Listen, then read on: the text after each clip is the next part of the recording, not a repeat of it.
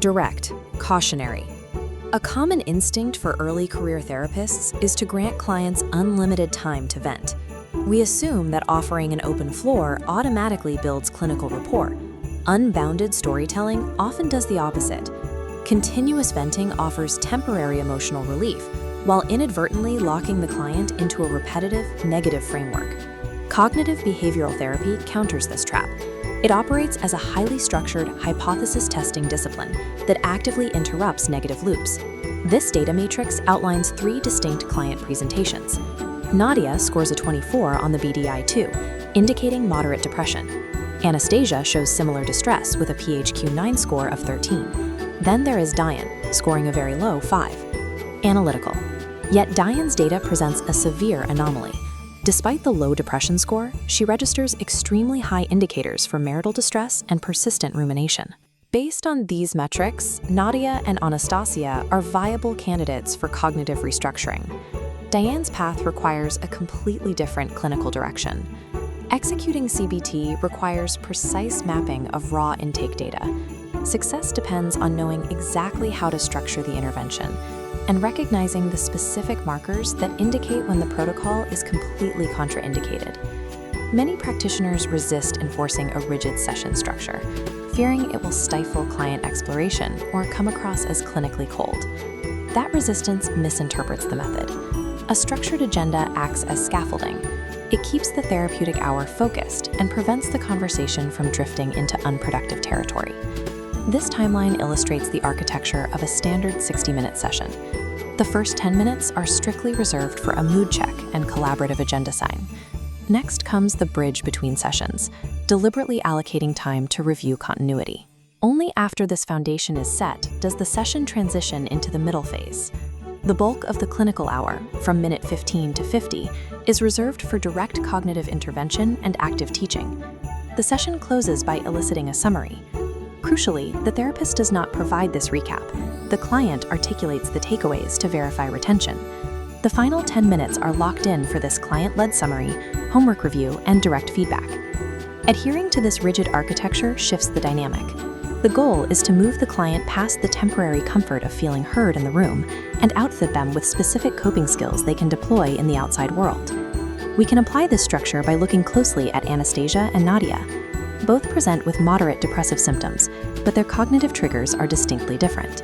As a psychology student, Anastasia's distress is triggered by intense academic pressure and relentless social comparison against her peers. Nadia, conversely, carries a deep-seated conviction of intellectual failure, rooted in her history of rejection from elite academic institutions. This flowchart maps those historical triggers using a cognitive conceptualization diagram. At the very top, we identify Nadia's driving core belief, the conviction that she is completely helpless and incompetent. Below the core belief, we map her intermediate beliefs. For Nadia, this manifests as a strict conditional assumption. If she makes a single mistake, it proves her incompetence. This fuels her compensatory strategy of obsessively over-checking spreadsheets, especially when triggered by a minor correction email. To isolate the specific automatic thoughts driving these behaviors, clinicians can use the client's dominant emotion as a diagnostic shortcut. Expressions of depression reliably point to cognitive themes of loss and hopelessness. High anxiety points directly toward perceived threats and an overestimation of danger. When a client presents with anger or shame, the underlying thoughts typically involve a perceived violation of moral standards or harsh social evaluation. Differential conceptualization takes a client's chaotic emotional pain and organizes it into a highly predictable, testable cognitive hypothesis. Once the hypothesis is mapped, we evaluate it using Beckian Socratic dialogue.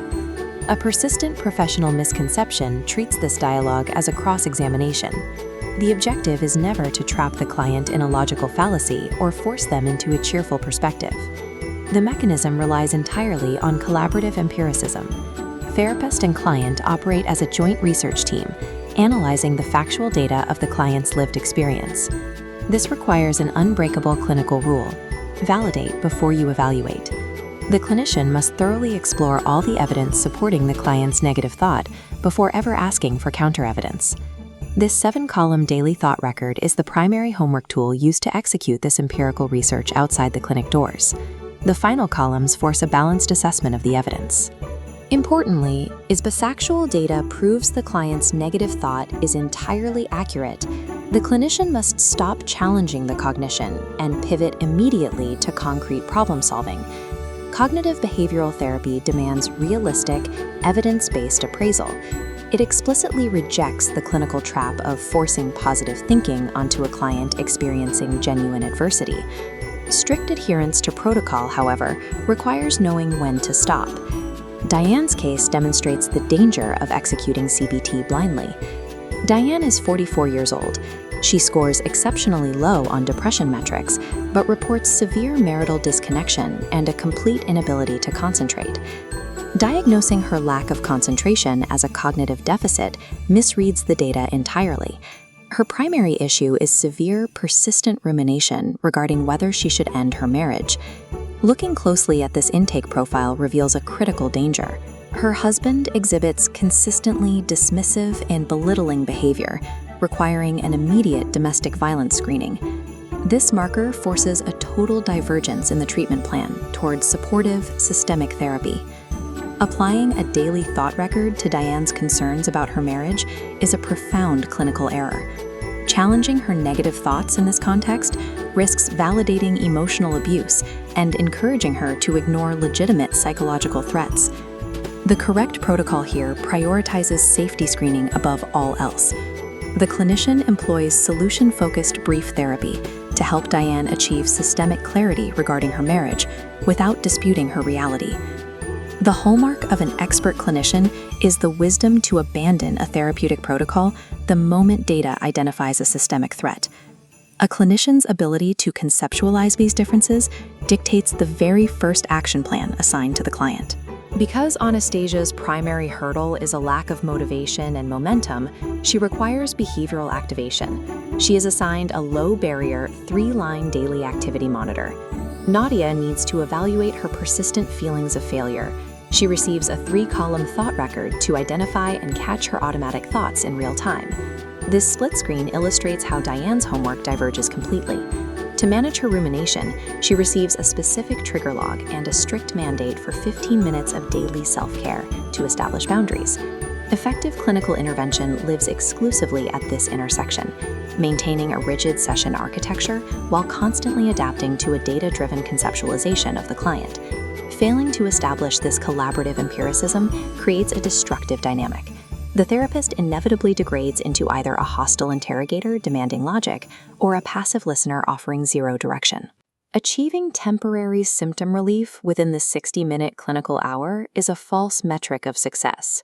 True mastery of the CBT protocol is measured by what happens after the session ends, when the client has the empirical scaffolding required to test, evaluate, and regulate their own cognition for the rest of their lives.